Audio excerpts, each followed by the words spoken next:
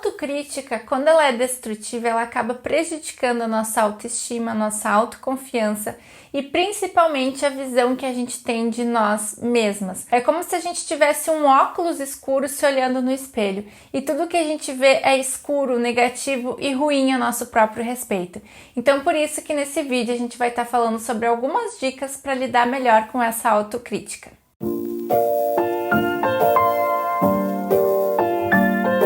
Normalmente, quando a pessoa é muito autocrítica e exigente consigo mesma, é como se ela tivesse um padrão de pensamento que a gente chama tudo ou nada, aquele famoso 8 ou 80. Ou eu tiro 10 e sou super inteligente, ou eu sou uma burra incompetente se eu não tirar 10. E essa visão muito dicotômica, muito binária da vida, ela reduz o vocabulário da pessoa a termos muito extremistas, como nunca, sempre, tudo ou nada. E isso acaba influenciando nos nossos pensamentos e na visão que a gente tem de nós mesmos. Então aqui já vai a primeira dica para lidar com essa autocrítica. É conseguir ter uma visão, ter um pensamento mais flexível a nosso próprio respeito. Justamente porque essa visão muito extremista, muito absolutista de avaliar as coisas vai nos reduzir aquele termo, né? E a gente precisa entender que nada é totalmente ruim e nada é totalmente bom. A gente precisa sair dos extremos e conseguir chegar num meio termo, que é o funcionamento da autocrítica. Ou a gente tá aqui ou a gente tá aqui. E a gente precisa encontrar uma linha, um senso comum entre esses extremos de pensamentos. Porque é muito mais fácil a gente conseguir tolerar coisas que saíram dos trilhos, que não aconteceram exatamente como a gente queria, ao invés de se enlouquecer com aquilo. Então a gente precisa sim conseguir ser mais flexível e tolerar algumas coisinhas aí no nosso dia a dia e no nosso comportamento também. Porque uma outra coisa que acontece muito com as pessoas que são mais críticas é uma exigência, uma cobrança excessiva que tem consigo mesmas. Então, eu preciso fazer tudo muito bem feito, né? E às vezes até tem aqueles pensamentos que sempre faltou alguma coisa, que não foi bom o suficiente naquela situação. Então, tem essa cobrança, esse padrão por um perfeccionismo muito grande. E aqui já vai a segunda dica, então, para lidar com isso, é a gente de fato conseguir ser menos perfeccionista nas nossas ações e com a gente mesmo. Porque, gente, a gente precisa pensar que a vida, ela não é perfeita. Ela não vai acontecer exatamente do jeito que a gente pensou, do jeito que a gente desejou que ela aconteceria. A vida é a vida, ela vai acontecendo da forma dela. E a gente também não é perfeito, o ser humano não é perfeito, a gente tem falhas, a gente comete erros e isso tá tudo bem. E eu preciso conseguir tolerar um pouquinho mais isso comigo mesma. Então, uma dica aí para lidar, né, com esse perfeccionismo é a gente conseguir desorganizar um pouquinho a nossa rotina, mudar um pouquinho os horários, mudar um pouquinho o trajeto que a gente vai para o trabalho, o trajeto de alguns caminhos que a gente faz, modificar um pouco a ordem das coisas na nossa semana, para a gente, como se fosse um exercício, como se fosse uma brincadeirinha de estar em contato levemente com essa desordem no nosso dia a dia. Porque a gente vai perceber que isso não vai causar nenhuma catástrofe na nossa vida. As coisas não saírem exatamente como a gente planejou, não vai causar uma catástrofe tão grande. E aí a gente consegue lidar um pouquinho melhor com esse controle excessivo que o perfeccionismo causa na nossa vida.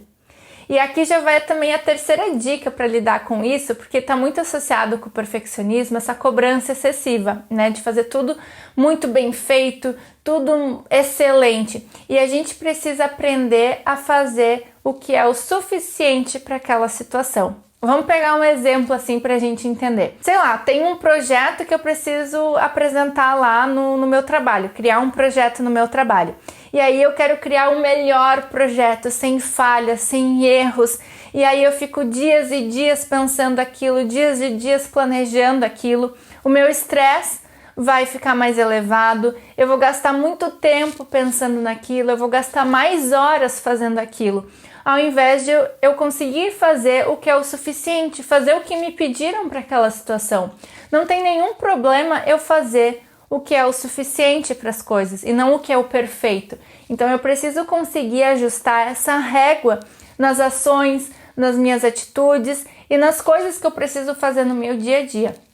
Então essa é a dica 3, aprender a fazer o que é o suficiente. Isso ajuda muito com o perfeccionismo e com a nossa exigência e com a autocrítica que a gente pode ter mais elevada com a gente. E a dica 4 é a gente conseguir repensar sobre os rótulos que a gente coloca a nós mesmos. A gente conseguir evitar os rótulos que a gente coloca em nós e nos outros.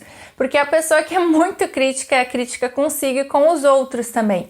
E a gente tem essa mania de colocar rótulos como eu sou uma inútil, eu sou muito ruim, eu sou burra, eu sou isso, eu sou aquilo, eu deveria tal coisa, eu deveria ser de tal jeito. Aí a gente vai se rotulando, se definindo nesses rótulos. E a gente precisa conseguir repensar esses rótulos que a gente está colocando na gente e nos outros. A gente conseguir ser um pouquinho mais carinhoso com a gente, não ter afirmações tão absolutas a nosso respeito, a gente conseguir ter essa flexibilidade de avaliar a gente mesmo e ter esse carinho com a gente, né? Ter um ato um pouquinho mais compassivo com a gente. Então, fica repensando aí esses rótulos, se não tá se rotulando demais. E a dica número 5 para lidar com a autocrítica é um exercício que a gente precisa fazer. É conseguir escutar pessoas que pensam diferente da gente. A gente só está disposto ali a escutar opiniões, visões de mundo que são diferentes. Isso vai ser como um exercício para a gente conseguir tolerar visões diferentes, pensamentos que são diferentes da gente. Isso vai auxiliar a gente conseguir ser um pouquinho mais compreensivo tanto com o outro e tanto com a gente. Porque lembrando, gente, se a gente é inflexível demais, se a gente é duro demais com os outros, automaticamente a gente vai ser duro e inflexível com a gente. E aí a gente vai se tornar a nossa própria carrasca, o nosso próprio carrasco. E não é isso que a gente quer na vida, a gente quer deixar a nossa vida mais tranquila, mais leve. Então a gente precisa tirar o peso dessas críticas que a gente fica fazendo para nós mesmos. Então a gente precisa conseguir ser mais compreensivo com nós, com os outros, as atitudes das outras pessoas e conseguir flexibilizar um pouquinho mais algumas opiniões e alguns pensamentos que a gente tem. E a 6ª e última dica para vocês é muito importante essa. É eu conseguir diferenciar o meu eu real e o meu eu ideal. Então eu consegui fazer uma listinha de atitudes, comportamentos que eu tenho hoje e atitudes e comportamentos que eu gostaria de ter, que fazem parte do eu ideal que eu gostaria de ser. Então, como que o eu ideal iria agir com a família, no namoro, no trabalho, em casa, que comportamentos que eu teria em todas essas áreas da minha vida, que eu gostaria de ter, e como que eu estou me comparando hoje, e eu traçar uma linha